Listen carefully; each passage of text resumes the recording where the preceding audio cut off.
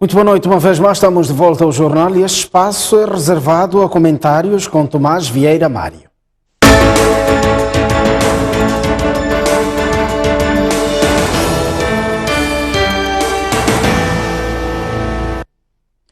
Ora bem, vamos olhar para dois temas. Primeiro, aqui para os ataques armados nas regiões centro e norte do país. Tomás, muito boa noite, bem-vindo ao espaço. Se por um lado agudiza-se a situação no norte do país, nesta semana, por outro lado, nesta semana assistimos a ataques quase que consecutivos no centro do país. A questão que lhe coloco é até que ponto é que estes ataques estão relacionados com o último momento que o país acaba de viver, falo das eleições. Sim. Haverá qualquer ligação aqui entre eleições e estes ataques, por exemplo? Boa noite, Gercildo. Em princípio, penso que não pode-se construir uma relação direta entre o processo eleitoral e estes ataques.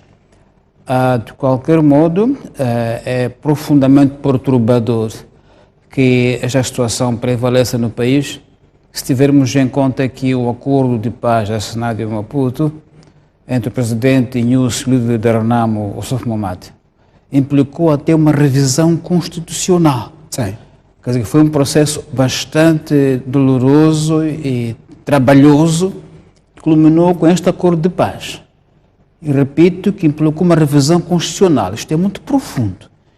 E, portanto, um processo que teve esse esforço todo investido, não era suposto que, numa altura como esta, ainda fosse posta em causa a paz, sobretudo na zona centro do país. A polícia afirma e reafirma que os ataques são atribuídos a homens armados da Renamo.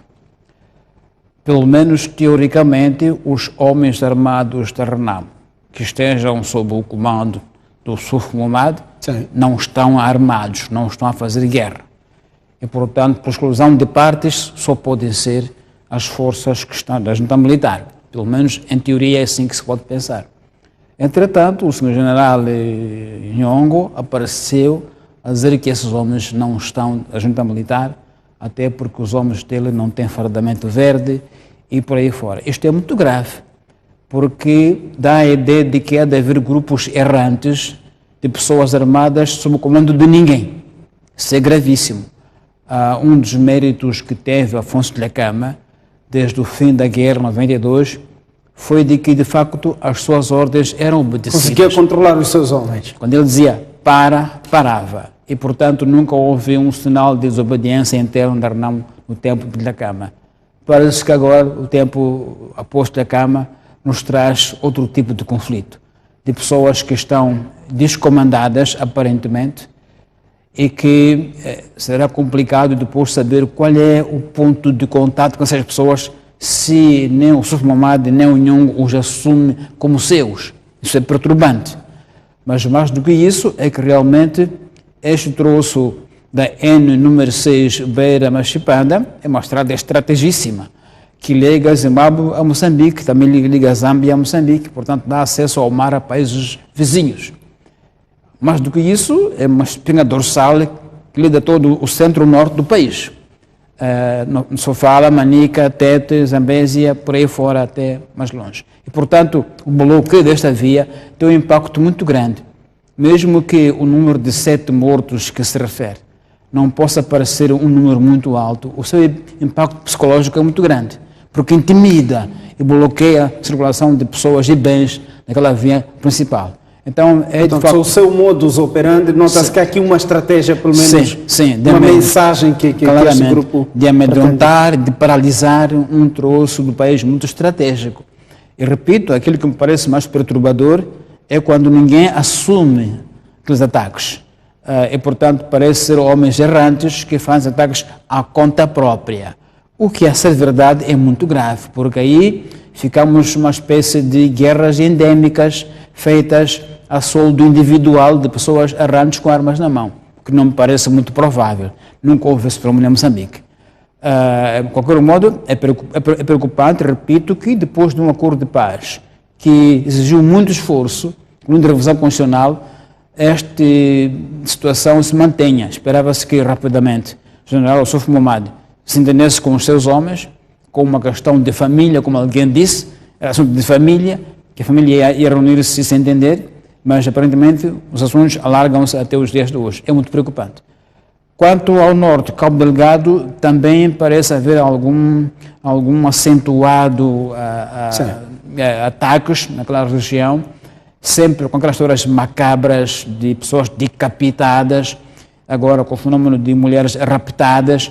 Portanto, é uma situação que, uma vez mais também, traz-nos um elemento desencorajador em relação àquilo que era uma esperança de paz efetiva e definitiva, como o Presidente havia anunciado, mas parece que o Presidente da República, uma vez mais, poderá tomar posse em clima de quem tem pedras nos sapatos, portanto não pode caminhar à vontade. Isso é muito mau. Não há agora o sinal, não estou a ouvir um sinal, nem da parte de Renamo, nem da parte do nosso governo, sobre qual é a abordagem desses homens, pelo menos no centro do país, que é um fenómeno que não era de esperar que se prolongasse, sobretudo que tivesse esse nível de violência. Como sabe, o senhor Nhongo, antes das eleições, ameaçou que ia bloquear as eleições, que ia impedi-las. Não as impediu. Então é surpreendente que depois das eleições surjam esses ataques e com morte de pessoas de uma forma bastante acentuada nessa semana que termina agora. Então é um clima que me parece que pode vir, uma vez mais, ensombrar o mandato no seu início, sim, porque vai desviar uma vez mais a atenção do Presidente da República para debelar a crise de segurança nacional e mesmo no norte do país, Cabo Delgado, se não houver um esforço, digamos, mais determinado, mais arrojado, o fenômeno pode perigosamente alastrar-se por aí no norte do país, porque aquilo que todas as indicações mostram é que o clima de insegurança, o clima de algum sentimento de exclusão é tão alto que qualquer demagogo pode mobilizar as pessoas para ir ao conflito. Qualquer indivíduo populista passa por lá e faz promessas. As pessoas não estão, digamos, firmes na paz ainda, devido a muitas questões, talvez não há tempo que para abordá-las. Então, para dizer que a situação não é agradável e não parece que tende a ser controlada, o que pode, de facto, perigar o mandato, pelo menos no seu início, como foi da primeira vez que o News tomou posse em 2015. Tomás, indo para a hipótese de estes ataques no centro do país serem resultado do desentendimento no seio da Renamo, é concebível que partes militares ataquem alheios ou a infraestruturas públicas como resultado de desentendimento, como resultado de intrigas no seio da própria Renamo? Pois, de facto, uma boa pergunta, porque se, tal como afirma o Sr. Nhongo, o que ele não quer é a liderança do Ossuf Momad, então nada tem a ver com ataques a pessoas inocentes na estrada, que não são de Renamo, nem sequer estão alinhadas, seja qual for que o general Ossuf Momad lhe tenha feito. Portanto, se de facto o motivo da dissensão interna é o desacordo deles com o seu líder, portanto não há relação nenhuma em atacar pessoas inocentes na estrada. Agora, o que pode, em termos daquilo que sabemos que é sempre a estratégia da Renamo, é usar isso como um refém para, de forma indireta, forçar o governo a forçar o Ossuf Momad para seja o que for. E até porque o Nhongo agora fala de que está à espera do governo. Já não fala do Ossuf Momad. E, portanto, como quem diz, eu já deixei de falar com o Ossuf Momad, agora quero que o governo me atenda. Ou seja, que o governo faça uma outra negociação com ele, além do acordo de paz feito com a Renamo. Ora, em termos formais, não me parece que isso faça sentido. O governo não poderá entrar numa situação em que negocia com grupos, quaisquer grupos que apareçam, e seja forçado a negociar, sob o ponto de vista de a dignidade do Estado ficar chamuscada. Portanto, o Sr. Nhongo tem questões, me parece, a de ser com o seu líder, o Ossuf Momad, e não com o governo moçambicano. E se essa questão passa pelo governo moçambicano, é entre o Ossuf Momad e o governo moçambicano que deve negociar, e não ele com o governo, porque ele não é parte negocial. De outro modo, o governo estaria a reconhecer a junta militar como uma instituição com a qual se pode negociar, o que me parece seja aceitável, pelo menos imaginável, no contexto atual. Não parece que o governo possa reconhecer a junta militar como um parceiro com quem negocia. Não parece que seja possível essa saída, mas pode parecer sim que o governo negocia com a Renamo, aquela com quem assinou o acordo de paz, para esta encontrar saída com os seus dissidentes com o apoio do Estado. Isso me parece provável. Há quem olha para uma Renamo dilacerada até em 3 pedaços, portanto, uma Renamo composta pela junta militar, outra Renamo seguidora do Ossuf Momad e uma terceira Renamo diplomática até, que está a conviver nos grandes centros. Eu penso que de uma forma ou de outra unir estas 3 partes para uma só. De uma forma ou de outra, já há algum tempo que se sentia um pouco esses segmentos de Renamo. Me lembro quando foi das eleições de 2014, os deputados eleitos pela Renamo foram tomar posse no Parlamento. Lembro-me que Afonso da Câmara reagiu mal, a dizer que são uns esfomeados que correram para o Parlamento. Sim. Era um sinal de que, de algum modo, ele não estava alinhado com essa posição. Mas mais do que isso, o ponto de vista que exprime o Sr. Nhongo é de que o Ossuf Momad esteve em Maputo durante muitos anos no Parlamento, no ar-condicionado, ao passo que ele, Nhongo, esteve com a Câmara a sofrer. É por isso mesmo que ele, Nhongo, entende que o Ossuf Momad é um traidor, porque não está a seguir alegadamente aquilo que a Câmara queria. Portanto, sente-se o tom de que há os urbanos ou urbanizados, há os do campo e há os outros. Isso sempre sentiu-se. Simplesmente a energia e o carisma do fundador Afonso da Câmara conseguia, digamos, acalmar, digamos, as tendências internas na Renamo. Não sei se o general Afonso Momad terá a mesma energia, a mesma força de reunir as tendências e fazer com que as coisas comuns sejam fortificadas, as divisões sejam amainadas, porque é isso contra a liderança. Ele saber juntar os fragmentos internos e aparecer à frente do público como partido único. E isso, infelizmente, para a Renamo, despolitou-se numa altura crítica, pré-eleitoral. Claro que isso fragmentou o partido e fez efeitos nas eleições, como é óbvio. Então, agora resta verificarmos se o general Ossuf Momad tem energia, tem capacidade, tem engenharia suficiente para reunir as pedras do partido e colocá-las de volta num partido coeso e forte, como já me parece que foi. E um dos papéis difíceis é o peso da derrota que não só a Renamo, mas também a oposição sem dúvida, sofreu. Sem dúvida. O que é que será da Renamo durante os próximos 5 anos? Porque a derrota ou a perda que a Renamo sofreu significa que ela perdeu fontes de estímulo à militância. A militância sempre requer dividendos. Dividendos, esse é só o poder.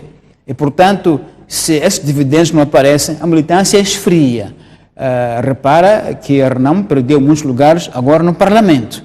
Portanto, isso esfria a militância. Isso esfria o discurso de adesão e de defesa do partido. E pode instigar a ideia de que é a liderança que nós temos, que não é efetiva, que nos levou ao Parlamento, que nos fez perder eleições. E, portanto, são desafios muito importantes que a Renamo tem de ressurgir após esta crise eleitoral e crise interna, simultâneas. São desafios muito sérios que lembram um pouco a crise que teve em Angola, a UNITA, após a morte de Jonas Savimbi, e, portanto, a quebra do seu braço militar. A UNITA perdeu proeminência que tinha em Angola nos tempos antes da morte do Savimbi. Então, é um momento crítico para a Renamo, para o Ossuf Momad. Ou se levanta desta vez, e se levantar, ficará um líder reconhecido, ou não consegue levantar-se e poderá não mais manter o partido unido e forte como já foi. Vamos virar de página, até porque nem tudo vai mal no país. Estamos ainda nas celebrações dos 80 anos de vida de Joaquim Chissano e várias figuras, várias entidades decidiram juntar-se para homenagear Chissano. O que é que isto simboliza? Estamos a falar de mais de 700 convidados vindos de vários pontos do mundo. Chissano é uma figura, ou continua a ser esta figura aqui? Ora, aí está, como diz, uma notícia positiva e boa. da celebração de 8 anos do presidente João Chissano, que é uma iniciativa que tem o valor ímpar de ser uma iniciativa cívica e espontânea, em torno da qual não há qualquer força política que esteja a liderar.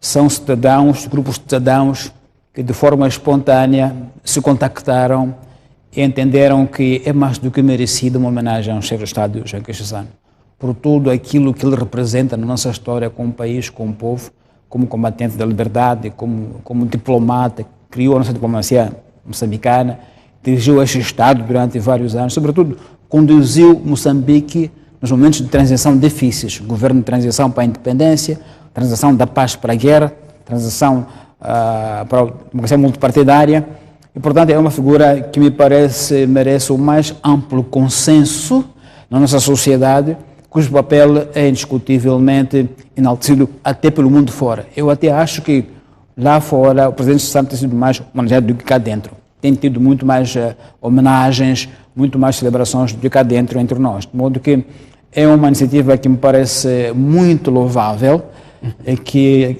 congrega cidadãos de diferentes matizes, mas com destaque para diplomatas, digamos, seus alunos, muitos deles seus alunos, que quiseram reconhecer o papel e o ensinamento de Chissano na nossa sociedade, mas também tem cidadãos comuns que aderiram à iniciativa e grupos de cidadãos que se uniram e formaram este comitê coordenador para mobilizar energias, mobilizar ideias para a celebração que vai ter lugar nos dias 22, 23 de novembro aqui em Catembe, Maputo. Portanto, é uma iniciativa cívica que me parece muito significativa, que parece de louvar. Creio que é dos momentos em que os moçambicanos podem realmente sentir-se unidos, podem sentir que há valores comuns entre eles que mais do que nunca os unem e os tornam um Estado que se identifica com certo valor. Neste caso, qual é o valor? O valor da liberdade, o valor da tolerância política, o valor da liberdade de expressão, o valor de aceitar o outro como diferente e o valor de estar capaz de aceitar a diferença. Eu acho que essas são as grandes lições do presidente Chissano. Acho que é isso que uniu este grupo, em que eu faço parte, felizmente, com muita honra, para preparar essa celebração, homenageando o presidente Chissano. Como sabemos, ele teve na luta pela nossa independência, esteve na diplomacia moçambicana, esteve na presidência, está fora da presidência há 15 anos, ainda assim é convidado pelo mundo todo como diplomata, como negociador de paz. Então é um motivo de orgulho para moçambicanos todos e essa razão de fundo que fez com que este movimento emergisse para homenageá-lo. Aliás, agora, devo dizer, esta empresa, o Grupo Soeco, também tem um papel muito importante neste evento, é bom que se diga. Tem estado muito ativo nos preparativos do evento, oferecendo até as suas ideias, a sua experiência em grandes eventos como este. Então, é de facto algo que me parece de enaltecer, porque nos revigora o orgulho nacional, nos revigora a ideia de unidade, nos reconstrói a autoestima e, repito, o ideal da tolerância e do convívio pacífico, que é isto que para mim é o presidente Chissano. Tomás, mesmo a fechar a nossa conversa, partilhamos ao longo da manhã até vídeos sobre manifestações de populares ou de nativos em Inhambane a protestarem contra o não usufruto da exploração do gás em Inhambane. O que é que estará a acontecer? Quero comentar assim de forma rápida. Rapidamente, como bem diz Iracilo, do que se passa em Inhambane, nomeadamente em Vilanculo e Açor, é que há consultas públicas para o início de prospecção de petróleo e gás no arquipélago do Bazarute. Os operadores turísticos, as populações estão a exprimir a sua oposição a este projeto. Entendem que não haverá gás nenhum, nem petróleo nenhum que vai substituir a riqueza turística e fauna marítima que há no Bazaruto. E que por mais que haja emprego com gás, este emprego não vai empregar nem 1/3 da mão de obra que vem do turismo e da pesca no arquipélago. Então é um debate que me parece muito interessante, não chegou ainda nos grandes mídias, mas vem aí em que há uma defesa muito forte das populações para que se proteja o arquipélago do Bazaruto, não se deixe que quaisquer recursos naturais como gás e petróleo destruam o arquipélago em nome do gás e do petróleo. E, portanto, a voz foi muito forte na consulta que houve a semana passada, ou esta semana, aliás. Pessoas diziam que aqui em Vilanculo, até em Açoro, as pessoas não estão apoiando as consultas públicas para a prospecção de petróleo e gás no arquipélago do Bazaruto. Então, me parece uma notícia interessante, porque é uma novidade com essa expansão que nós temos no nosso país da indústria extrativa. Tomás, muito obrigado pela sua Obrigado, passagem Gilde. aqui pelo jornal. Até para a sexta. Muito obrigado. Termina-se o espaço de comentários com Tomás Vieira Mário.